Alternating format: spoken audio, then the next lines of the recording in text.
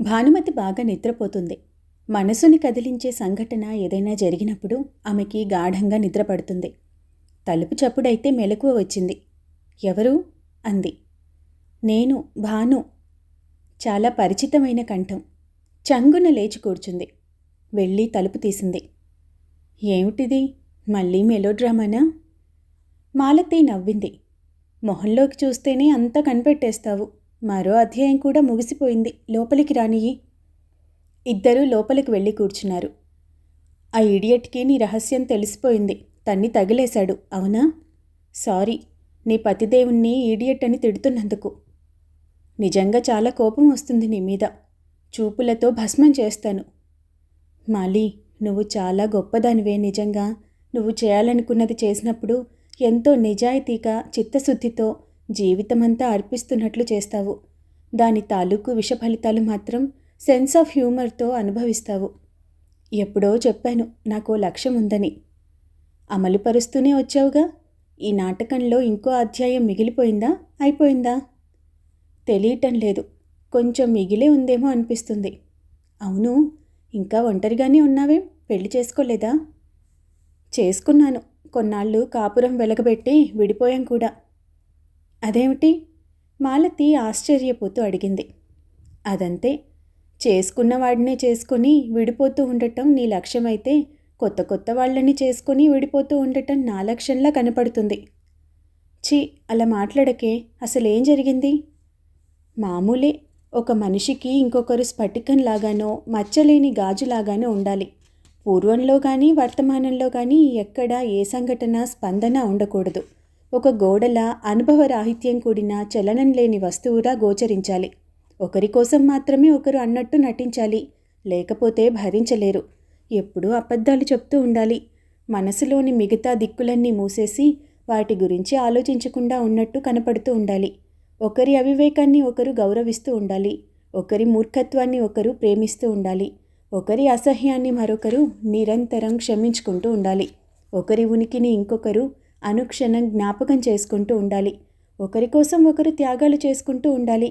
ఒకరి కోసం ఒకరు మనసుల్ని చంపేసుకుంటూ ఉండాలి. ఈ వాతావరణాన్ని ఏ కొంచెం ఖండించినా దాని ఫలితం విడిపోవటం వరకు లభిస్తుంది. మాలతి నిట్టూర్చింది. ఒక సిద్ధాంతాన్ని నమ్మి నేను, మరో సిద్ధాంతాన్ని నమ్మి నువ్వు జీవితంలో ఎప్పటికప్పుడు చొరపడ లేకుండా ఒంటరిగా మిగిలిపోతున్నామేమో అనిపిస్తుంది. భానుమతి నవ్వింది. ఏ చరిత్రనైనా తీసుకో, ఎవరి కథైనా తీసుకో, సిద్ధాంతాలనేవి జీవితాలని బలి చేస్తూనే ఉంటాయి కానీ సాయం చేసి అలరించటం ఉండదు. అమ్మగారు! మాలతి ఉలిక్కిపడింది. గోపయ్య పిలుపది. తలుపులు తెరిచేసరికి గోపయ్య శోకమూర్తిలా ఎదురుగా కనిపించాడు. ఏమిటి గోపయ్య, అయ్యగారు కులాసాగా ఉన్నారా? ఇవన్నీ చూడటానికి నేను ఇంకా బ్రతికే ఉన్నానమ్మగారు. ఏం జరిగింది గోపయ్య?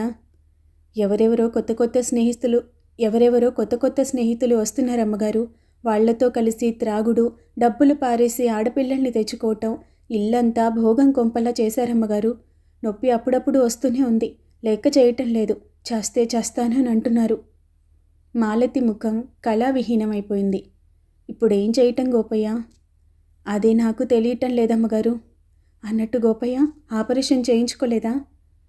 లేదమ్మగారు, నేను జీవితాన్ని ఇలాగే ముగించుకుంటాను. కళ్ళతో చూడనక్కర్లేదు. అనుభవించి అనుభవించి నశించిపోతాను అంటూ ఉంటారమ్మగారు.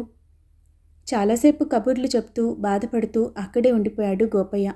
పరిష్కారం ఇద్దరికీ తెలియలేదు. ఏ మార్గాన్ని అనుసరించినా ఆ ఇంట్లోకి ప్రవేశించే అవకాశం లేదని తెలుసు మాలతికి. అందుకని నిస్సహాయంగా ఉండిపోయింది. చీకటి పడేదాకా కూర్చొని మళ్ళీ కలుస్తానని చెప్పి కళ్ళు తుడుచుకుని వెళ్ళిపోయాడు గోపయ్య. కొంతసేపటికి భానుమతి వచ్చింది ఆఫీస్ నుండి. మాలి, అలా ఉన్నావేం అని అడిగింది స్నేహితురాలి ముఖం చూసి. మాలతి జరిగింది చెప్పింది. ఏమిటి, మళ్ళీ మెలోడ్రామానా? కావచ్చును అన్నట్టుగా మాలతి తల ఊపింది. ఇంకేం, బయలుదేరు. భాను, ఎన్నో విషయాలలో నీ అభిప్రాయాలు నావి వేరు కావచ్చు. కానీ ప్రపంచంలో ప్రేమ అనేది ఒకటి ఉంటుందని, అది చాలా సున్నితమైనదని, బలమైనదని, అపురూపమైనదని, అది మనిషిలో ఒక అంతర్భాగమని ఒప్పుకుంటావా? భానుమతి కొంచెం ఆలోచించింది. ఒప్పుకుంటాను.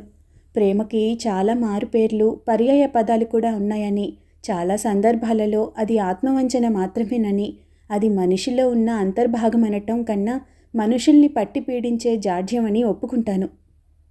భాను, నువ్వు చాలా క్రూరం. అది నాకు తెలియదు, కానీ సెంటిమెంటల్ ఫూల్ని మాత్రం కాదని తెలుసు. మాలతికి ఆమెతో తర్కించటం ఇష్టం లేదు. ఇహ ఊరుకుంది.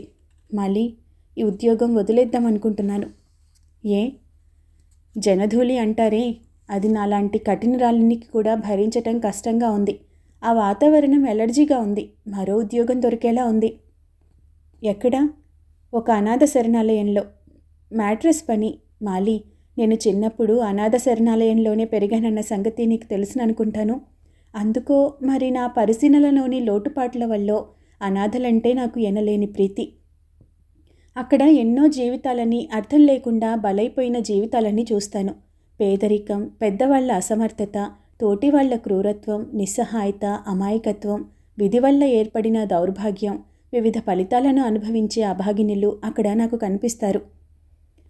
ఆ మాటలు వింటూ ఉంటే మాలతికి కూడా గుండె బరువెక్కిపోయినట్లు అనిపించింది. భాను, ఇహ చెప్పొద్దు అంది తడబడే గొంతుతో. తర్వాత 2 రోజులకే భానుమతి ఆ క్రొత్త ఉద్యోగానికి వెళ్ళిపోయింది.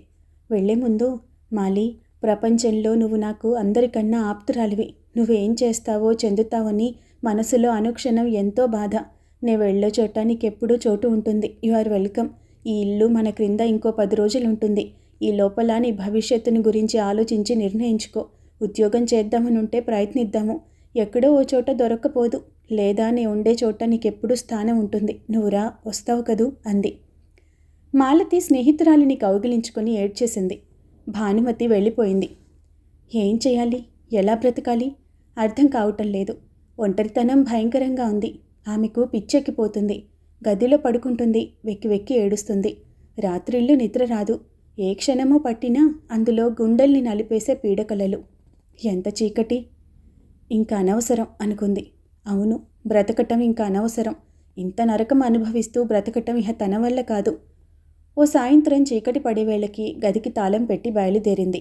అంతిమ నిర్ణయం చేసుకుంది. కానీ ఒక్కసారి అతన్ని చూడాలి. వీలైతే అతనితో మాట్లాడాలి. అతను తిరస్కారంగా మాట్లాడడని తనకు భయమే ఉంది. జీవితం నుంచి ఏదైనా ఆశించే వాళ్ళకి భయం, తనకెందుకు? చీకట్లో నడుస్తుంది. ఎంత చిత్రం! తన ప్రమేయం లేకుండా ఎన్ని సంఘటనలు జరిగిపోయాయి. ఈ లోకంలో ఎంతమంది ఎలా బ్రతుకుతున్నారు? ఎన్ని ప్రళయాలు దాచుకుని అగ్నిపర్వతాలు బ్రద్దలు కాకుండా అనగదొక్కుకుంటూ అవమానాలు భరిస్తూ దుఃఖాన్ని దిగమింగుతూ బ్రతుకుతున్నారు. ఎందరూ ఇలా అలమటిస్తున్నారో. తప్పించుకుందామన్నా వీలు లేని ప్రమాదాలు మీద పడి పరపర నరికేస్తూ ఉంటే ఆ రక్తంతో గాయాలతో విలవిలలాడుతూ విధిలేక బ్రతికేస్తున్నారేమో. ఆ ఇంటి ముందు ఆగింది. గోపయ్య కనిపించలేదు. లోపల నుంచి ఏవో మాటలు, చిన్న చిన్న శబ్దాలు వినిపిస్తున్నాయి. వీధిలో జనసంచారం అంతగా లేదు. ఏం చేయాలా అని ఆలోచిస్తూ చాలాసేపు అక్కడ నిలబడిపోయింది. ఇంతలో బయటికి ఎవరో వస్తున్నట్టు అలికిడైంది. చప్పున గోడవారికి తప్పుకుంది. ఎవరో ఇద్దరు బాగా త్రాగినట్టున్నారు. గుడ్ బై బ్రదర్, రేపు మళ్ళీ కలుద్దాం తడబడే గొంతుతో అంటూ బయటకు వచ్చి తూలుకుంటూ నడుస్తూ చీకట్లో కలిసిపోయారు.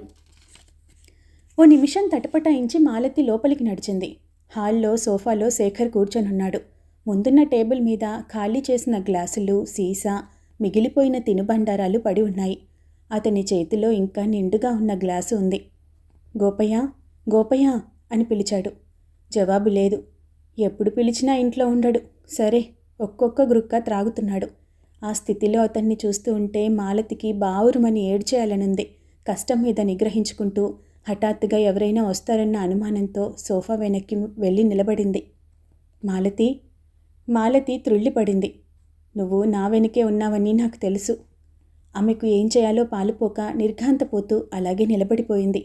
నువ్వు ఎక్కడున్నా నా వెనకే ఉంటావని, నా ప్రతిచర్య గమనిస్తూ ఉంటావని నాకు తెలుసు. కానీ నువ్వు నన్ను ఆపలేవు మాలతి, నన్ను ఆపలేవు. గబగబా 2-3 గ్రుక్కలు త్రాగాడు. నీ మీద కోపంతో నేను చెడిపోలేదు. ద్వేషానికి లొంగిపోయి చెడిపోయాను. బ్రతుకు చివరికి వచ్చేద్దామని చెడిపోయాను మాలతి. నేనున్నది చాలా చిత్రమైన అవస్థ. నిన్ను ఎంతగానో ప్రేమించాను. అందుకని అంత అసహ్యంగా అసూయపడుతున్నాను. ఎందుకంటే ఎక్కడో ప్రేమ ఉందో అక్కడ అసూయ ఉంది. నేను ఎంత సంఘర్షణకి గురవుతున్నానో నీకు తెలియదు మాలతి. దానికి అతీతంగా ఉండాలనే ఇది. గ్లాస్ ఎత్తి గడగడ త్రాగేశాడు. మనిషి వణికిపోతున్నాడు. మనిషి ఏదోలా ఉన్నాడు. పెద్ద దగ్గుతెర వచ్చింది. గుక్క త్రిప్పుకోలేక మెలికలు తిరిగిపోతున్నాడు. వెనుక మాలతి ఈ దృశ్యాన్ని చూస్తూ బాధతో నలిగిపోతున్నది. మెరుపులా వెళ్ళి అతన్ని పట్టుకోవాలని, దగ్గరికి తీసుకోవాలని తహతహలాడిపోతున్నది. చివరికి దగ్గుతో అలసిపోయి గ్లాసు క్రింద పడేసి మాలతి అంటూ సోఫాలో ఒతికిపోయాడు. మాలతి దగ్గరికి వచ్చి చూసింది. నిద్రో నిస్త్రానో తెలియదు కానీ మగతగా ఉన్నాడు. చెయ్యి చెంపల మీద ఉంచి ప్రేమగా రాసింది. కొంచెం కదిలి మాలతి అని మళ్ళీ పడుకున్నాడు. ఆ చెయ్యి అలానే ఉంచి కన్నీళ్లు విడుస్తూ చాలాసేపు ఆ స్థితిలో ఉండిపోయింది. బయట అలికిడైనట్లయి ఉలిక్కిపడి చెయ్యి తీసేసి చప్పున లోపలి గదిలోనికి వెళ్ళిపోయింది. 1-2 నిమిషాలు గడిచాయి. నిశ్చయంగా గదిలోకి ఎవరో వచ్చారు. కానీ అంతకన్నా ఏ శబ్దమూ లేదు. ఎవరు? ఏం చేస్తున్నారు? గోపయ్య అయితే లోపలి గదిలోకి రాకుండా ఉంటాడా? ఎంతో జాగ్రత్తగా తొంగి చూసింది. మళ్ళీ త్రుళ్ళిపడింది. శంకర్ సోఫా మీదకు వంగి దేనికోసమో శేఖర్ జేబులు తడుముతున్నాడు. చివరికి తాళం చెవుల గుత్తి జేబులో నుంచి బయటకు తీశాడు. క్షణంసేపు శేఖర్ ముఖంలోకి కసిగా ద్వేషంగా చూసి ఏదో నిశ్చయించుకున్నట్టు టేబుల్ మీద ఖాళీ సీసా తీసి దాంతో శేఖర్ తల మీద మోదేటట్లుగా 2 చేతులతో పట్టుకొని పైకెత్తాడు. మాలతి మెరుపులా బయటకు వచ్చింది. విద్యుద్ఘాతం తగిలినట్లుగా వణికి ఆ చేతుల్ని అలాగే దించి నువ్వా అన్నాడు. దుర్మార్గుడా, చివరకు హత్యకి కూడా ఒడిగట్టావా? శంకర్ పెరిగిన గడ్డంతో, లోతుకుపోయిన కళ్లతో, నలిగిన బట్టలతో నిర్లక్ష్యంగా అసహ్యంగా కనపడుతున్నాడు. డబ్బు అవసరం మనుషుల్ని అనేక పనులు చేయిస్తుంది మాలతి. అందులో ఇదొకటి. అవును, నువ్వు మళ్ళీ ఎప్పుడొచ్చావు? నేనెప్పుడు ఇక్కడే ఉంటాను. అలాగా? ఈ ధైర్యం ఎప్పటినుంచి? నేను పిరికిదాన్ని అనుకోవటం నీ పొరపాటు. సహనం, శక్తి, మానవత్వం, ఆత్మవిశ్వాసం అన్నీ ఉన్న ఆడదన్నని మరిచిపోకు. ఆడదానివి, అందుకే నా కళ్ళకి మరింత అందంగా కనిపిస్తున్నావు. అతని కళ్ళు మెరిశాయి. మాలతి, శేఖర్ అంటే నాకు ద్వేషం లేదు కానీ వాడు నీ మొగుడు అవటం వల్లే అంత కోపం నాకు. వాడు నిన్ను వదిలేసినా, ఇంట్లో నుంచి వెళ్ళగొట్టినా వాడంటే నువ్వు పడి చేస్తున్నందుకు వాడంటే ఒళ్ళు రగులుకుపోతున్నది. మాలతి, గుర్తుందా? ఇదే చోట ఓ రకం ఉన్మాదంలో నీకు నువ్వు తెలిసి తెలియని స్థితిలో నీ అందం నేను అనుభవించాను. అప్పటినుంచి నీ మీద వ్యామోహం మరీ ఎక్కువైంది. పిచ్చి కుక్కలా తయారయ్యాను. చాలా రోజుల తర్వాత మళ్ళీ ఇదే చోట కలుసుకున్నాం. మాలతి, వీడు స్పృహలో లేడు, ఉన్నా ఏమీ చేయలేడు. రా, నిన్ను తనివి తీరా మళ్ళీ అంటూ చుట్టూ తిరిగి ఆమె మీదకు వచ్చాడు. మాలతి బెదిరిపోలేదు. అతన్ని అపహాస్యం చేస్తున్నట్టు పెద్ద పెట్టున నవ్వింది. తెల్లబోయి ఆగి ఆమెకు పిచ్చి పట్టిందా అన్నట్టు చూశాడు. తనివి తీరా అనుభవిస్తావా? నేనంత మట్టి బొమ్మననుకుంటున్నావా? ఆట బొమ్మననుకుంటున్నావా? ఒకనాడు అనేక కారణాల మూలంగా తెలిసి తెలియని స్థితిలో నేనున్నప్పుడు జరిగిన పనికి బలహీనతను ఆపాదించి దౌర్జన్యం చేద్దామనుకుంటున్నావా? మాలతి, బెదిరించి తప్పించుకుందామనుకుంటున్నావా? నా చేతిలో నుంచి తప్పించుకోవటానికి ప్రయత్నించాల్సింది నువ్వు. అలాగా అంటూ మీదకు రాబోయాడు. శేఖర్ ఇంట్లో తిరగటానికి వాడుకునే చేతికర్ర మాలతి కాళ్ళ దగ్గరే పడి ఉంది. ఊహించటానికి సాధ్యం కానంత వేగంతో ఆమె దాన్ని అందుకొని, రాస్కెల్, నన్ను నాశనం చేసే శక్తి నీకుందా అంటూ బలమంతా ఉపయోగించి ముఖం మీద కొట్టింది. అమ్మా అంటూ శేఖర్ 2 చేతులతో ముఖాన్ని కప్పుకున్నాడు. నిన్ను అప్పుడే వదలను. నీ అంతం చూసి నువ్వు గిలగిలా కొట్టుకుంటూ ప్రాణాలు వదులుతూ ఉంటే అంటూ ఉద్రేకంతో ప్రళయకాల స్వరూపినిలా అతని శరీరం మీద ఎక్కడ పడితే అక్కడ ఆ కర్ర నాట్యం చేస్తుంది. అతను తట్టుకోలేకపోయాడు. నిలబడలేకపోయాడు. క్రింద పడిపోయి అటూ ఇటూ దొర్లుతున్నాడు. తల బ్రద్దలయ్యి నెత్తురు కారుతుంది. అయినా మాలతికి జాలి కలగలేదు. నువ్వు నా కళ్ళ ముందు చావాలి, అప్పుడే నాకు తృప్తి అంటూ మళ్ళీ ఆ చేతికర్రని పైకెత్తింది. అమ్మగారు, అమ్మగారు అంటూ గోపయ్య అరుస్తూ లోపలికి పరిగెత్తుకొనొచ్చాడు. అమ్మగారు, శాంతించండి. ఇలాంటి వెధవల్ని చంపటం మనకే అప్రతిష్ట. ఆమె చేతుల్ని బలంగా పట్టుకొని ఆపాడు. ఒరేయ్, లేవరా అంటూ క్రింద పడి ఉన్న శంకర్ని బలవంతంగా పైకి లేవదీశాడు. ఆడదంటే ఇప్పటికైనా తెలిసొచ్చిందా? పో, ఈ రోజును జ్ఞాపకం పెట్టుకుంటూ జన్మంతా గడుపు. చొక్కా పట్టుకొని ఏడ్చుకుంటూ పోయి బయటకు ఒక్క త్రోపు తోశాడు. గోపయ్య తిరిగి లోపలికి వచ్చి విశ్వరూపం దాల్చినట్లుగా ఉన్న మాలతికేసి విస్మయంగా చూస్తూ నిలబడ్డాడు. గోపయ్య, అయ్యగారికి శంకర్ పీడ వదిలిపోయింది. నా పీడ ఉంచటం ఇష్టం లేదు. నేను వెళ్తున్నాను. అమ్మగారు, ఇది పరిష్కారం చేయటానికి వీలు లేని సమస్య. అపరిష్కృతంగానే ఉంచి మీ అందరినీ విడిచి వెళ్ళిపోదామని అనుకుంటున్నాను. అమ్మగారు, ఇప్పటికే ఈ బ్రతుకు భారంతో, ఎవరికీ చెప్పుకోలేని క్షోభతో, ఎవరూ లేని ఒంటరితనంతో కుమిలిపోతున్నాను. ముందు రోజులు ఎలా గడిపేదమ్మగారు? మనకన్నా అదృష్టహీనుల్ని చూసి మనం బాధపడటం మర్చిపోవాలి గోపయ్య. నేను వెళ్తున్నాను. అమ్మగారు. మాలతి వినిపించుకోలేదు. గుమ్మం దాకా వెళ్ళిపోయింది. మాలతి. ఈ పిలుపుకి కాళ్ళు ఆగిపోయాయి. వెనుతిరిగి చూసేసరికి శేఖర్ సోఫాలో కూర్చొనున్నాడు. ఆ సమయంలో అతని ముఖం చూస్తే ఎంత శత్రువైనా కరిగిపోక తప్పదు. నేను రాలేని స్థితిలో ఉన్నాను. ఇలా నా దగ్గరికి రావు మాలతి. ఆమె నిగ్రహించుకుందామనుకుంది, కానీ నిగ్రహించుకోలేకపోయింది. మరుక్షణంలో అతని ప్రక్కన ఉంది. నేనంతా విన్నాను మాలతి. ఏం జరిగిందో గ్రహించాను మాలతి. మనిషి కొన్ని బలహీనతలకి బానిస. స్వార్థం అనేది ఈ బలహీనతల్లో ఒకటి. దానికి నేను బానిసనైపోయాను ఇన్నాళ్ళూనూ. ఆమె కళ్ళ నుండి ఎడతెగకుండా అశ్రుధారలు. చేతిని అతని తలపై ఉంచి ప్రేమగా నిమిరింది. వద్దండి, అలా మిమ్మల్ని మీరు కించపరుచుకోకండి. పరిస్థితి గ్రహించి గోపయ్య నెమ్మదిగా బయటకు జారుకున్నాడు. అందుకే అసూయతో ద్వేషంతో ఇన్నాళ్ళు దహించుకుపోయాను.